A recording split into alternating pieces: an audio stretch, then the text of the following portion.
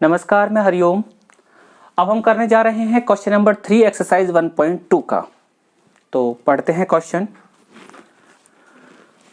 Find the LCM and HCF of the following by applying the prime factorisation method. हमको prime factorisation method का use करते हुए HCF और LCM निकालने हैं। जरा देखते हैं प्राइम फैक्टराइजेशन क्या होता है। हमारे पास इसमें इस क्वेश्चन में भी 3 पार्ट्स हैं, फर्स्ट पार्ट, सेकंड पार्ट और थर्ड पार्ट, और हर पार्ट के हमें एलसीएम और एचसीएफ या कहे एचसीएफ और एलसीएम निकालने हैं। प्राइम फैक्टराइजेशन, जो शब्द प्राइम फैक्टराइजेशन है, तो सबसे पहले हम इसके प्राइम फैक्टराइजेशन कर लेते हैं इनके। जैसे हमारे पास 12, 15 और 21 है, इसके प्राइम फैक्टराइजेशन करते हैं। 12 के प्राइम फैक्टराइजेशन, ये हमने 12 के प्राइम फैक्टराइजेशन किए, ये 15 के प्राइम फैक्टराइजेशन किए और ये 21 के प्राइम फैक्टराइजेशन हमने कर दिए हैं। फैक्टराइजेशन करने के बाद उसको फिर फैक्टर फॉर्म में लिख दिया। 12 इक्वल टू 2 मल्टीप्लाई 2 मल्टीप्लाई 3, ये रहा। 15 equal to 3 multiply 5, 21 equal to 3 multiply 7। फिर से मैं ये जरूर बताना चाहूंगा कि एचसीएफ जो होता है, जिसको बोलते हैं हाईएस्ट कॉमन फैक्टर, वो एक ऐसा नंबर होता है जो तीनों में कॉमन होता है, तीनों में कॉमन होगा, और वो जो नंबर होंगे कॉमन बड़ा नंबर होगा। जो फैक्टर है वो सिर्फ 21 का है और 5 जो फैक्टर है वो सिर्फ 15 का है। तो इसलिए ये जो 3 है एक ऐसा नंबर है जो तीनों में है, जिसको कॉमन कहेंगे, कॉमन है और फैक्टर है और वो हाईएस्ट है, वो हाईएस्ट तीनों का सबसे बड़ा नंबर है।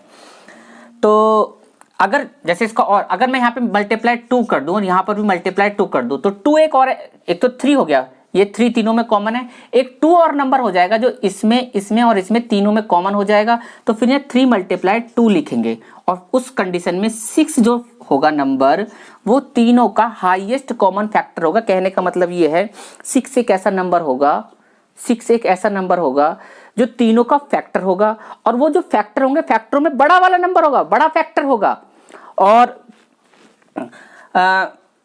तीनों को डिवाइड करेगा मतलब। लेकिन अभी तो यहाँ पे कंडीशन नहीं है, अभी तो हमारे पास यहाँ ये कंडीशन नहीं है, तो अभी हम इसको यहाँ पे ऐसे नहीं कर रहे हैं, ये तो ऐसे ही रहेगा। अब बात करते हैं एलसीएम, लोएस्ट कॉमन मल्टीपल।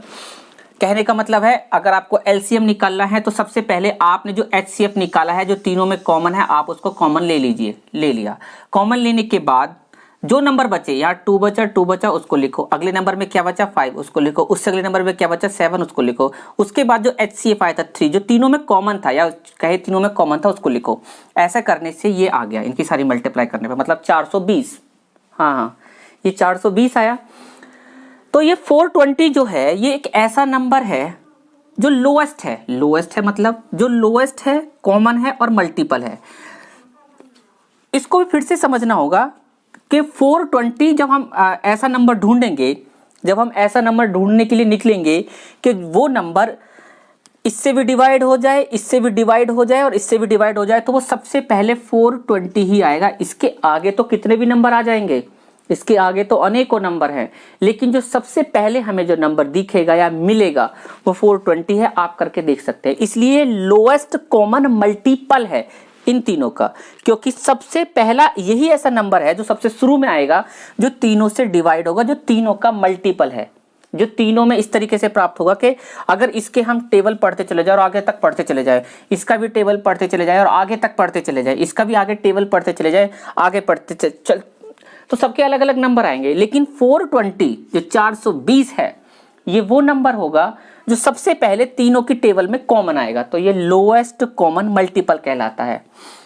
इसी तरीके से हमें इसका एचसीएफ और एलसीएम निकालना है। देखो 17, 23, 29, 17 के फैक्टर किए, 23 के। अब ये तो खुद ही प्राइम नंबर है, तो इनके क्या प्राइम फैक्टराइजेशन, डायरेक्ट ही वो आ जाएंगे। 17 इक्वल टू 1 मल्टीप्लाई 7, ऐसे करके हमने लिख दिया। देखो इनका कोई भी कॉमन फैक्टर नहीं आ रहा, जिसका कोई नहीं होता उसका एक होता है, इस बात को याद रखना। जिसका कोई सहारा नहीं है उसका 1 सहारा है, मतलब 1 तीनों के अंदर कॉमन माना जाएगा, तो एचसीएफ हो गया 1। कहने का मतलब है 1 तीनों के अंदर कॉमन फैक्टर हो गया।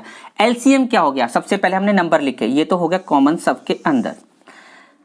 17, 23 और 29, बचा क्या 1। वैसे ये आंशिक तौर पे लिखा हुआ है, इसके लिखने की जरूरत भी नहीं है, सबकी मल्टीप्लाई की, ये आ गया इसका एलसीएम। अगले पार्ट की तरफ चलते हैं, पार्ट नंबर 3।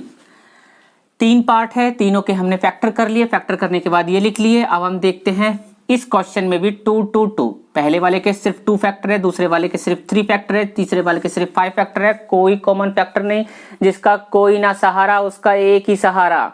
तो 1 यहाँ पर सहारा बन के आया, HCF ऊपर क्या आया 1, एलसीएम क्या उभर के आया, ये तो हम नहीं ले रहे हैं, HCF तो अलग है। सबसे पहले इसके नंबर लिखे, फिर इसके नंबर और ये 1 तो आंशिक तौर पे मल्टीप्लाई करके लिख दिया, 1800 इसका LCM आया। Thank you.